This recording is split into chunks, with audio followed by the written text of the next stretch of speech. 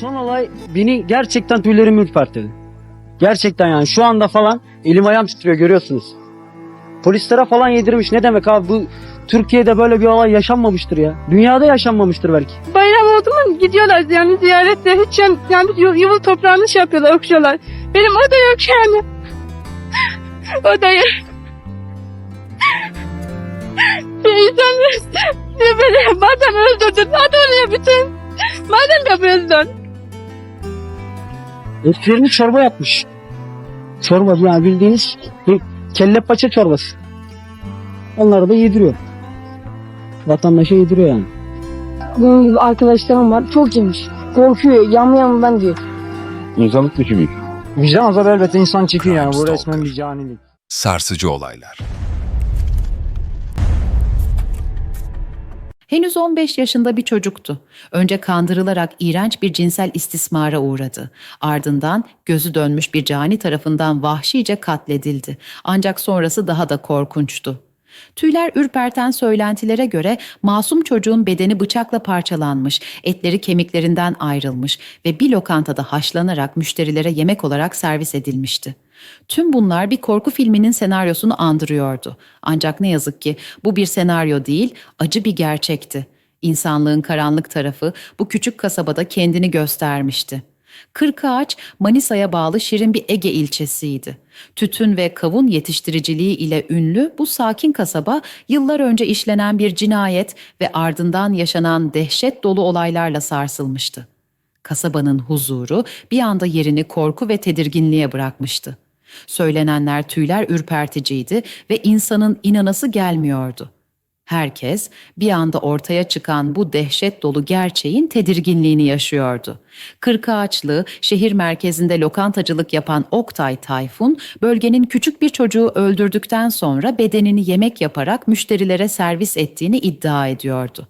Abi son olay beni gerçekten tüylerimi ürpertti.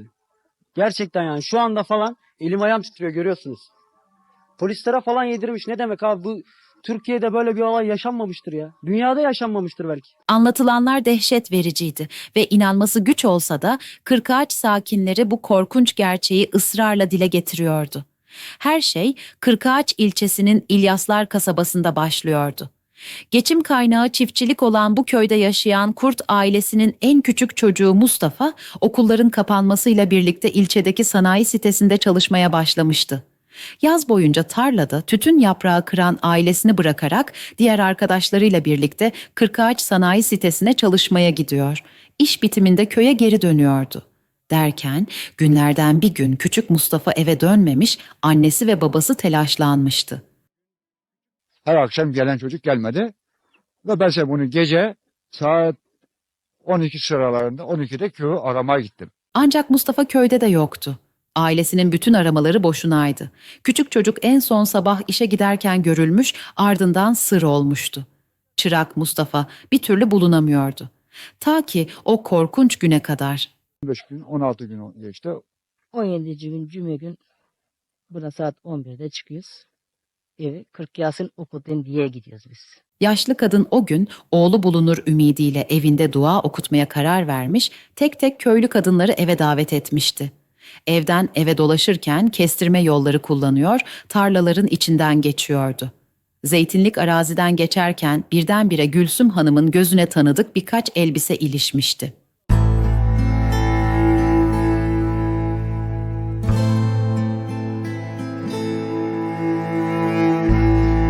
Bir an böyle baktım. Mustafa'nın. Eline aldım çevirdim başında. Mustafa'nın pijaması dedim şimdi. Döndüm pantolonuna baktım. Tekrar Mustafa'nın. Yaşlı kadın bu elbiseleri çok iyi tanıyordu. Yamasından tanıyorum der. Bir parça çeşit yamarı da çıkarabildim. Ben kendim yamadım.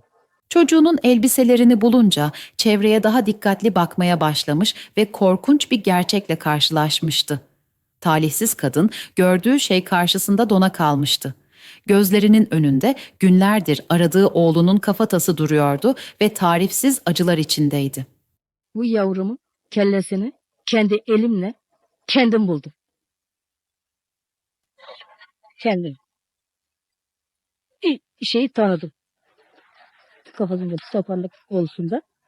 Bu benim yavrumun kellesi. Mustafa'mın kellesi dedi. Korkunç olayın ortaya çıkması üzerine baba Mehmet Kurt tarlaya koşmuş ve oğlunun kafatasıyla karşılaşmıştı. Yaşlı adam gördüklerine bir anlam veremiyordu. İnanılacak bir şekil değil. Hangi bir dostum, hayır hangi bir düşmanım dahi olsa diyorum ben, benim bu çocuğumun kellesini buraya kesip de atamaz diyorum. Öldürebilir, dövebilir, bıçaklayabilir ama bu şekilde hiçbir düşmanım yok yani. Zeytin tarlasında bulunan bir insan kafatası ve yanında kaybolan çocuğa ait olduğu düşünülen giysiler İlyaslar kasabasında büyük bir panik yaratmıştı. Zeytinliğe gelen yetkililer elbiselerin Mustafa Kurt'a ait olduğunu belirlemiş ve çevrede yoğun bir araştırma yapmaya başlamışlardı. Tarlada kafatasının yanında bir insan bedenine ait ancak tamamı bulunamayan birkaç parça kemiğe de rastlanmıştı. Küçük Mustafa'nın başına ne geldiğini kimse bilmiyordu ve korkunç bir cinayetin izlerini taşıyan bu yerde herkes dehşet içindeydi. Haberi duyar duymaz kolluk kuvvetleri ile birlikte olay yerine giden İlyaslar Kasabası Belediye Başkanı Orhan Kamalı gördükleri karşısında irkilmişti. Bak başkan dedi, bu vurulmuş. Akıllara durgunluk veren bu korkunç cinayet kasabada büyük bir tedirginlik yaratmış ve herkes bu olayı konuşmaya başlamıştı. Cinayet masası dedektifleri sır dolu bu vahşi cinayetin soruşturmasını yürütürken o esnada savcılığa giderek bazı itiraflarda bulunan bir çocuk bu dehşet dolu olayın gün yüzüne çıkmasını sağlıyordu. Genç, öldürülen Mustafa'nın çalıştığı iş yerinin patronunun oğluydu ve Mustafa'nın kaybolduğu gün onun yanında olduğunu söylemişti. Cinayetin işlendiği yere götürülen genç, polislere katilin kim olduğunu itiraf etmiş ve tüm bu gelişmelere belediye başkanı da tanıklık etmişti. Burada kesti diyor. Ben o esnada elinden kurtuldum, kaçtım diyor. Küçük tanığın anlattıkları dehşet vericiydi. İfadesine göre iki arkadaş yaz başından bu yana Kırkağaç Sanayi Sitesi'nde çalışıyor ve iş bitiminde birlikte köylerine dönüyorlardı.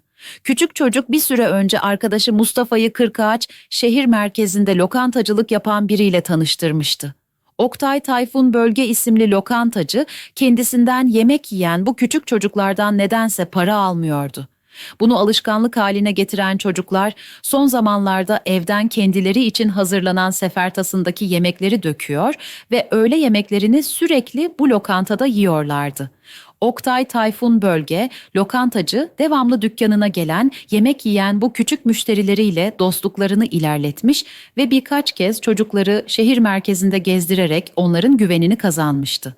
Küçük tanığın ifadesine göre olay günü Oktay Tayfun Bölge birkaç gün boyunca İlyaslar kasabasına yakın bir bölgede kalacağını belirterek çocuklara isterlerse kendilerini köyden alarak işe gidecekleri Kırkağaç Sanayi Sitesi'ne götürebileceğini söylemişti. Kendilerine çok iyi davranan lokantacının bu teklifi iki arkadaşı oldukça sevindirmişti. Ertesi sabah köyün çıkışındaki zeytinlik arazinin yanındaki yolda lokantacıyı beklemeye başlamışlardı. Birazdan başlarına gelecek korkunç olaydan habersizce otomobilin yolunu gözleyen küçük çocuklar evli ve bir çocuk babası olan lokantacıya bir kez dahi olsun şüphelenmiş değildi. Oysa aracıyla çocukların yanına gelen adam şeytani emellerinin peşindeydi. Tarlanın kenarında çocuklarla bir süre sohbet eden lokantacı onlara sapıkça bir ilişki teklif etmiş, reddedilince çocukları korkutarak iğrenç emeline ulaşmak istemişti. Çevrede kimsenin olmamasından faydalanarak önce Mustafa'ya daha sonra da arkadaşına cinsel istismarda bulunan bu ahlaksız adam bu iğrenç ilişkiden doymak bilmemiş ve ikinci kez Mustafa ile birlikte olmak istemişti. Mustafa'nın bağırmaya başlaması üzerine elindeki bıçağı küçük çocuğun boğazına dayamıştı. Bu sırada tüm bu olaylarda hem mağdur hem de tanık olan küçük çocuk boğuşma sırasında olay yerinden uzaklaşmış ve dehşet içinde gözü dönmüş bu adamın arkadaşını öldürülmesine tanık olmuştu. "Ben bu cinayetin tek tanığıyım," demişti. Kafatasının bulunduğu güne kadar korkusundan kimseye bir şey söylememişti. Ancak daha sonra bu tüyler ürpertici olayı önce ailesine sonra da polise anlatmıştı. Bu itirafın ardından çarşıdaki dükkanında lokantacılık devam eden Oktay Tayfun Bölge gözaltına alınmış, ilk ifadesinin ardından tutuklanarak cezaevine gönderilmişti. Tüm Kırkağaç'ı dehşete düşüren bu cinayetten sonra ortaya çıkan söylenti ise daha da korkunçtu. Öldürülen küçük Mustafa'nın bedeni öldürüldükten sonra parçalanmış ve lokantada pişirilerek müşterilere yemek olarak verilmişti. Zavallı çocuk teorilere göre öldürüldükten sonra cansız bedeni olay yerinden taşınmış, taşındığı yerde etleri kemiklerinden ayrılarak lokantada yemek yapmak için kaynatılmıştı. Geriye kalan birkaç kemik parçası ise yeniden olay yerine bırakılmıştı. Yetkililer de bu teoride birleşiyordu. Kırkağaç, küçük çocuğu öldürdüğü iddiasıyla tutuklanan Oktay Tayfun Bölge'nin bu işi kendi lokanta mutfağında gerçekleştirdiğine inanıyor, hatta daha korkunç şüphelerini dile getiriyordu.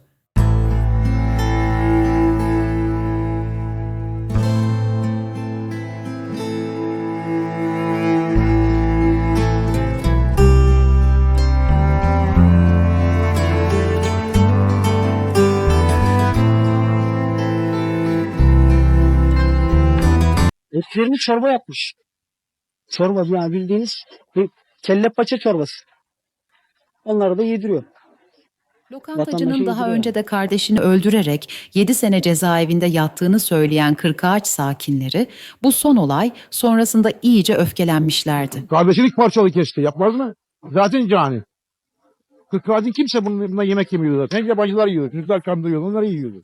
Söylenenler karşısında bu lokantanın devamlı müşterileri kendilerinden şüphe duymaya başlamış ve ağır psikolojik sorunlar yaşamaya başlamışlardı. Benim gibi arkadaşlarım var. Çok yemiş. Korkuyor. Yanımdan diyor. İnsanlık dışı bir iş. Vicdan azabı elbette insan çekiyor yani. Bu resmen bir canilik. Bu olaylardan dolayı çorba satışlarımız ve et yemeklerimiz düştü. Kırkağaç Çarşısı'nın içinde bulunan Oktay Tayfun Bölge'ye ait lokanta olayın ortaya çıkmasından hemen sonra kapatılmıştı. Vahşet sonrası cansız bedenin lokantanın mutfağında parçalandığı iddia ediliyordu. Belki de o yılların en vahşi cinayeti bu lokantanın mutfağında gerçekleşmişti. Anlatılanlara göre küçük Mustafa'nın bedeni kemiklerinden ayrılsın diye bir çorba kazanında kaynatılmıştı. Ortaya atılan iddialar akıllara durgunluk veriyordu. Sonuçta hunharca ve canice katledilen küçük bir çocuk vardı ve bu olaya tanıklık eden çocuk katilin lokantacı Oktay Tayfun Bölge olduğunu söylemişti. Kırkağaç'ta oturan, evli ve bir çocuk babası olan lokantacının ailesi de bu olaylardan dolayı bir süredir evlerinden çıkamamış, kendilerini eve kapatmışlardı. Oktay Tayfun Bölge'nin eşi Hafize Bölge tedirginlik içindeydi ve kocasının böyle bir şey yaptığına asla inanmak istemiyor, ona iftira atıldığını düşünüyordu. Hadi asla yapamazlar. Asla. Bunlar bir iftira. Halkımızın tarafından iftira atılıyor. Benim kocam asla bunu yapamaz. O bıçağı alsa bile eline o anda yapamaz. İkinci çocuğuna 3,5 aylık hamile olan genç kadın severek evlendiği eşinin bir gece yarısı polisler tarafından gözaltına alındığını söylüyordu. Sanat öğrenme umuduyla Kırkağaç'taki sanayi sitesinde bir traktör tamircisinin yanında çıraklığa başlayan küçük Mustafa, kaderin onu böylesine dehşet verici bir cinayete sürükleyecek olduğundan habersizdi. Yaşıtları gibi gülüp oynayamadı, doyamadan vahşice öldürülmüştü. Sanayide birlikte çalıştığı arkadaşları üzüntü içindeydiler.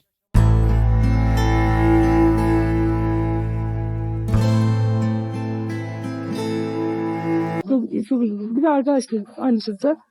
İyi birdi. Mustafa Kurt'un tarlada bulunan kafatası ve kemikleri cinayetin aydınlatılması için Adli Tıp Kurumu'na gönderildi. Lokantacı Oktay Tayfun Bölge ise sorgulama sırasında suçunu kabul etmedi.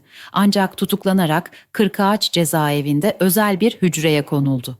Kırkağaç ilçesi bu dehşet verici olayın şokuyla sarsılırken en büyük acıyı küçük Mustafa'nın ailesi yaşıyordu. Küçük Mustafa artık yoktu ve onun yokluğuna tahammül etmek ailesi için dayanılmazdı. Yaşlı anne ve babanın gözyaşları kurumuş, yerini derin bir acıya bırakmıştı. Kaybolduktan sonra Mustafa'yı bulma umutları dehşet dolu bir gerçekle son bulmuştu. Talihsiz Mustafa kaybolduktan sonra annesinin rüyasına girmişti. Kim bilir zavallı Mustafa'nın acı dolu haykırışları belki de annesinin rüyalarına girmişti. Anne kolum. Kolum çok acıyor. Kolum diye ağlıyor. Dışında oğlum babanı sordu kolunu diyor. Hayır anne kolum çok acıyor çok acıyor diyor böyle. Umut dolu bekleyişlerin sonu hüsranla bitmişti.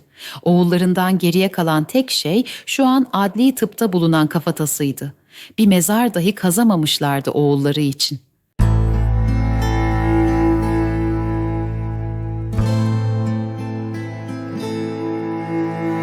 Herkesin cesedi bulunur ve mezarı olur. Ama benim bu da yok.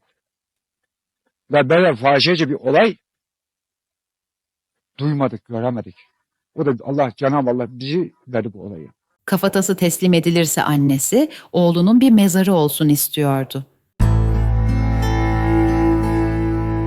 Mezarı görmek istese başını var. Bu da benim bir yavrumun mezarıdır. Başka bir diyeceğim. Mustafa'nın kız kardeşi Hatice ise annesinin yüreğinde düğümlenen bu acıyı isyan ve çaresizlikle haykırıyordu. Bayram oldu mu gidiyorlar yani ziyarete. Hiç yani yuvul toprağını şey yapıyorlar, okşuyorlar. Benim o da yok yani. O da yok. İnsan böyle madem öldürdün, hadi oraya bütün. Madem yapıyorsun. Manisa'nın Kırkağaç ilçesi normalde sessiz, sakin bir tarım kasabası. Tütün tarlalarında gün doğumuyla başlayan hayat 1 Ağustos sabahı tarifsiz bir dehşetle sarsıldı. O gün ilçede uzun yıllar unutulmayacak bir vahşet yaşandı. Olayın merkezinde ise bir adam vardı. Oktay Tayfun Bölge. Bir çocuğu öldürdükten sonra cesedi parçaladı. En korkunç kısmı ise şuydu. Kurbanın etlerini kemiklerinden ayırıp bu işlemi kendi işlettiği lokantanın mutfağında gerçekleştirdi ve müşterilerine yedirdi. Yetkililerin teorisine göre kalan kemik ve kafatasını cinayetin işlendiği yere geri götürüp oraya bıraktı. Bu anlatılanlar size mantıklı geliyor mu? Yoksa bu teori bir şeyleri eksik mi bırakıyor? Gerçekten böyle mi oldu? Yoksa anlatılanlar kulaktan kulağa yayılan bir şehir efsanesine mi dönüştü? Kırkağaç halkı için bu olay hala bir bilinmezlik taşıyor. Yıllar geçmesine rağmen hafızalardaki tazeliğini koruyor. Olayın ardından Oktay Tayfun Bölge gözaltına alındı. Ancak bugün ne yaptığı, nerede olduğu, hala hayatta mı ya da hapiste mi olduğu bilinmiyor. Bazı iddialara göre af yasasından yararlanarak serbest kaldı. Bazıları ise onun hala cezaevinde olduğunu söylüyor. Hatta sosyal medyada onun adına açıldığı öne sürülen bazı hesaplar dolaşıma girdi. Ancak bu hesapların gerçekliğine dair resmi bir açıklama yapılmadı ve doğruluğu hiçbir zaman kanıtlanmadı. Bu dava sadece bir cinayet davası değildi. İnsanların güven duygusunu, gündelik hayatın huzurunu yerle bir eden bir vahşetti. Bu nedenle halk bu olayın akıbeti hakkında yetkililerden net bir açıklama bekliyor. Oktay Tayfun Bölge'nin işlediği öne sürülen yamyamlık vakası Türkiye'de çok nadir görülen, hatta akıl almaz türden bir suçtu. Ve hala pek çok sorunun cevabı eksik. Sizce olay gerçekten anlatıldığı gibi mi yaşandı? Yoksa karanlıkta kalan başka bir gerçek mi var? Yorumlarda düşüncelerinizi paylaşmayı unutmayın. Bir sonraki bölümde görüşmek üzere.